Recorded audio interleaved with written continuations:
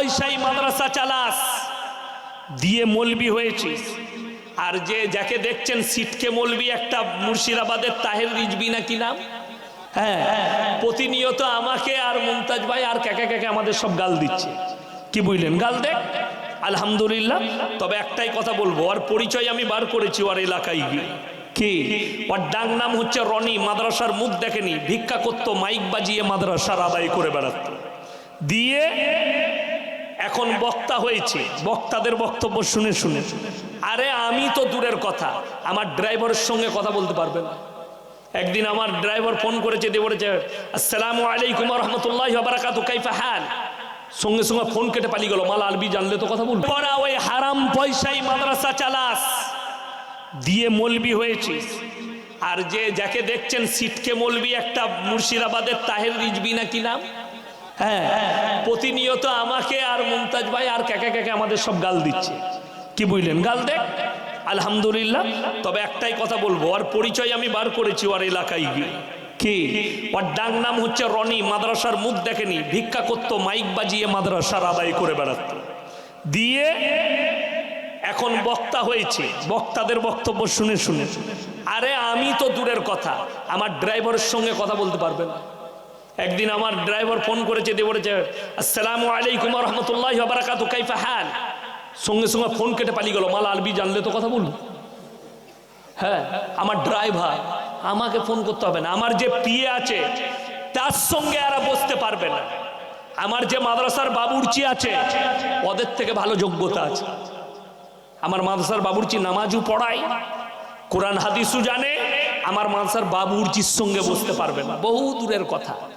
আমার সঙ্গে বসা, আগে আমার পাশে যে নদীগুলো আছে তাদের সঙ্গে দেখা কর, তারপরে দরিয়ায় আসবি। বড় কষ্ট লাগে।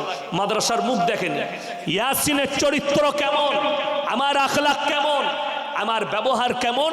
আমার গলসি থানায় আর বর্তমানে গিয়ে খুঁজলেন এই মৌলবিটা কেমন, আর আমার সঙ্গে যে মৌলবিরা মিশে এই মৌলবিরা চিনে ইয়াসিন কেমন। আমার আখলাক, আমার চরিত্র। শুনেলেন? একটা কথা বলি, সালমান খানকে আমি যদিও পছন্দ করি না, তার বাপকে একজন প্রশ্ন করছে कि इंसान अच्छा है ये कैसे पता चलेगा? बिस्मिल्लाह, মানুষটা যে ভালো কি করে বুঝতে পারা যাবে? তিনি উত্তর কি দিলেন জানেন? প্রথমে দেখো তার কাছে কত পুরনো কর্মচারী আছে, লোক আছে। যার কাছে পুরনো কর্মচারী আছে জানবেন লোকটার ব্যবহার ভালো। আমার ড্রাইভারকে দিয়ে জিজ্ঞেস করে আসুন ইয়াসিনের ব্যবহার কেমন, আখলাক কেমন, চরিত্র কেমন। আমি যেখানে সেখানে দাঁড়াই না, পা রাখি না। আমার বিবি কেমন, আজ পর্যন্ত আমার বিবি একটা রুমাল পর্যন্ত কোনো দোকানে কিনতে বের হয়নি। আল্লাহর কৃপা, এটা আমার দয়া, আমার উপরে আল্লাহর এটা রহমত না। আমার বিবি কোনোদিন জিদ করে। আর যে রনির কথা বলছেন তাহির রিজভী, নিজের বউকে ছেড়ে দিয়ে, মানে তালাকও দেয় নাই, তাকে বঞ্চিত করে আর একটা মেয়েকে বিয়ে করেছে। দুটো বউ রেখেছে, একজনকে খেতে দেয়, একজনকে খেতে দেয় না। এরা আমাদেরকে গালি দেয়। জুবের রিজভী যে বলেছে ওয়াহাবিরা মুরগি জবাই করলে, দেওবন্দিরা মুরগি জবাই করলে সেই মুরগি খাওয়া হারাম, এবং তাদের ঘরে যারা বিটির বিয়ে দিবে তারা কাফের হয়ে যাবে, বিবির অটো তালাক হবে। কে বলেছে? মুফতি জুবের রিজভী মুর্শিদাবাদে। ওয়াহাবিদের ঘরে বিটির বিয়ে দিলে, আহলে হাদিস ঘরে কিংবা দেওবন্দি ঘরে বিটির বিয়ে দিলে তার তালাক হয়ে যাবে এবং হারাম হবে, এই ফতোয়া দিয়েছে। অথচ শুনেলেন, আমি জানিয়ে যাই, একে প্রশ্ন করো, তার বিটি পালিয়ে গিয়ে একটা দেওবন্দি ঘরে বিয়ে করেছে। সেই জায়গার নাম হচ্ছে দয়ানগর। আমি জলসা করতে গিয়েছিলাম, জিজ্ঞেস করে এলাম, হ্যাঁ রে, এরা যে বলছে মুলাকাত করা যাবে না, আপনাদের কালিয়া চকে আমার ম্যানেজার দাঁড়িয়ে আছে, জিজ্ঞেস করুন। রাতের বেলায় সেদিনে ফল কিনতে দাঁড়ালাম, তো একজন বেরেলি ভাই বক্তা, আমরা কেউ কি কাফের বলি না, বলি কথা বলে, আমি এখনো পর্যন্ত কেউ কি কাফের বললাম না। তাহের রিজভীও কাফের নয়, ভালো মানুষ, কিন্তু ভুল বলছে, ভুলটা বলছি। একজন বেরেলি বক্তা, আমি কিন্তু তাকে চিনি না, দেখতে ভালো, উঁচু টুপি পরে আছে, আমার সঙ্গে মুলাকাত করলো, আমি মুলাকাত করলাম। বললে হুজুর একটা সেলফি নেবো। আমি বললাম লাও, আমার তো সবাই লাই, তুমি বাদ যাবে কেন? তো সে সেলফি নিল। এই হারামখোর জুবের রিজভী বলছে আহলে হাদিস দেওবন্দি বক্তাদের সঙ্গে মোলাকাত করলে বিবির তালাক পড়ে যাবে, তাহলে আমি চিন্তা করছি এই মৌলবিটার বউটা এখন কি হবে। কথাটা বুঝতে পারেননি? কথা বললে ভেবে বলতে হবে, ফতোয়া যেন তোমার উপরে চেপে না যায়। সে লোককে বলছে আহলে হাদিস ঘরে দেওবন্দি ঘরে বিটির বিয়ে দেওয়া যাবে না, আর তার বিটি দেওবন্দি ঘরে বিয়ে করেছে, জুবের রিজবির বউটা কি হবে আমি তাই চিন্তা করছি। তো ওর বউয়ের তো তালাক পড়ে গেছে, ওই জন্য ভেবে চিনতে। আর আমি আপনাদেরকে বলে যাচ্ছি, আপনার মেয়ের বিয়ে বেরেলি ঘরে আপনার ছেলের বিয়ে দিবেন কোন হিসাবে, সেই মেয়েটা এলে তাকে পাপ মুক্ত জীবন গড়াতে পারবেন। সকলে জোরে বলুন ইনশাআল্লাহ। কোনো অসুবিধা নাই, আমি বলে যাচ্ছি। কেউ কি জাহান্নামী বলবেন না। আমরা জাহান্নামী বলতে আমাদের উস্তাদরা আমাদিকে শিখাইনি। মাদ্রাসায় জিজ্ঞেস করুন মৌলবিদিকে, আমরা কেউ কি জাহান্নামী বলি না। একটা অমুসলিম ব্যক্তিকেও জাহান্নাম বলা যাবে না, জাহান্নামী। আর এই হারামখোরদের পেটে জাহান্নামের ফ্যাক্টরিটা বসানো আছে। সবাই জাহান্নামী, ও খালি জান্নাতে যাবে, ওর বাপ কিনে দিয়ে গেছে জান্নাতে যাবে। নাউজবিল্লাহ। এদিকে আল্লাহ হেফাজত করুক এদের কাছ থেকে, যার কারণ হচ্ছে ইলম কালাম নাই। আহমদ রাজা বেরেলভি 1000 কিতাব লিখেছে, 1000 কিতাবের মধ্যে একটাও নবীর সিরাতের উপরে কিতাব লিখতে পারেনি।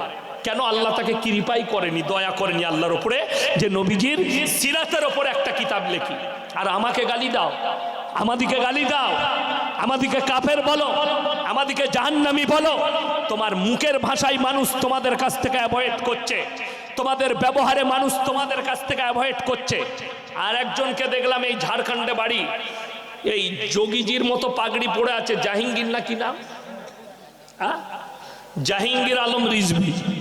এ তো আবার দেখছি বড় গালি গোলজ কাদিকে, আহলে হাদিসরা আহলে খবিস, দেওবন্দিরা কাফের, অমুক কাফের।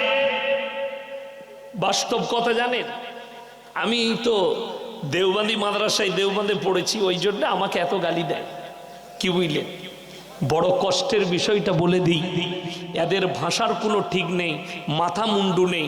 আমি আপনাদেরকে অনুরোধ করে যাচ্ছি, হে আমার যুবক, তোমরা যদি ইয়াসিনকে মহব্বত করো, কোনো মৌলবীকে গালি দিবে না। সকলে জোরে বলুন ইনশাআল্লাহ। কোন মৌলবীকে গালি দিবেন না, তাতে সে বেরেলি হোক আর ফুরফুরার হোক, গালি দিও না। কমেন্টে কেউ গালি লিখবেন না, একমাত্র আমার আল্লাহ জানেন। জানতে পারবেন না, পারবেন না, তুমি গালি দিলে দিও না। একটা জিনিস কমেন্টে লিখতে পারেন, আল্লাহ আপনাকে হিদায়েত দান করুক, আল্লাহ আপনার ভাষাগত দিক দিয়ে আল্লাহ আপনাকে হিদায়েত দেখ, এই দোয়া করবেন। কোন মৌলবীকে কেউ গালি দিবেন না। শুধু মৌলবীকে নয়, বুখারী শরীফের হাদিসে আছে, হে নবী, আল্লাহর নবী বললেন সাহাবীরা শোনো, যারা অশ্লীল ভাষা ব্যবহার করে, যারা গালিগালাজ করে, এটা মুনাফিকদের বড় একটা আলামত। প্রতিনিয়ত যারা গালি দেয়, শুধু মৌলবীদিকে নয়, আপনি আপনার বিবিকে গালি দিবেন না, আপনার ভাইকে গালি দিবেন না, আপনার কর্মচারীকে গালি দিবেন না, আপনার সন্তানকে গালি দিবেন না, আপনার প্রতিবেশীকে গালি দিবেন না। মুখের ভাষাকেও খারাপ করবেন না। জোরে বলুন ইনশাআল্লাহ। আমরা নামাজ পড়ে হজ করি, নিজেকে ইমানদার বলি, কিন্তু অন্যর হক খাই, বেঈমানি করি, এই সম্বন্ধে কিছু বলেন। মাতা পিতার প্রতি কি ব্যবহার করা করতে, কারণ মাতা পিতা কেমন আছেন মাস বছর খবর রাখি না। মাশাআল্লাহ, খুব সুন্দর প্রশ্ন করেছে। দেখুন, প্রথমটা বলি, আমি হজ করি, নিজেকে ইমানদার বলি। দেখুন, হজ হচ্ছে যার পয়সা, যার ফরজ হয়েছে সে হজ করবে। কি বুঝতে পেরেছেন না পারেননি? হজটা ফরজ, হজ করেছে বলে সে জান্নাতি হয়ে যাবে, এটা কোনো মানে আছে? নাই। হজ করেছে, হজটা ফরজ আদায় করেছে, সেটাকে ধরে রাখতে গেলে তোমাকে ঠিক রাখতে হবে। হজ করে এসে যদি কেঁচা মেরে লোককে মারতে যাও, তাহলে তোমার হজ কি রইল? কথাটা বুঝতে পারেননি? দেন দেন দেন দেন, কি লিখেছে দেখছি।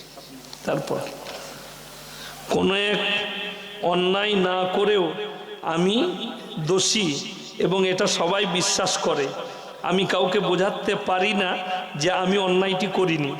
অতএব হাসরের ময়দানে তারা কি জানতে পারবে আমার সত্য মিথ্যা? অবশ্যই জানতে পারবে, আল্লাহ প্রকাশ করবেন এগুলো।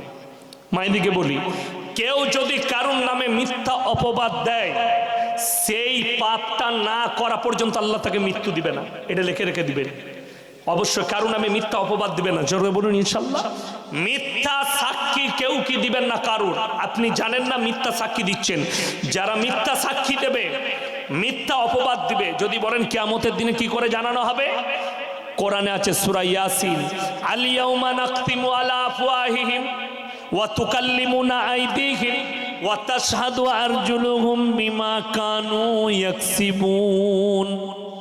তাদের জবানগুলো ট্যাপ লাগিয়ে দেওয়া হবে, সেলাই করে দেওয়া হবে। তাদের হাত কথা বলবে, তাদের পা কথা বলবে।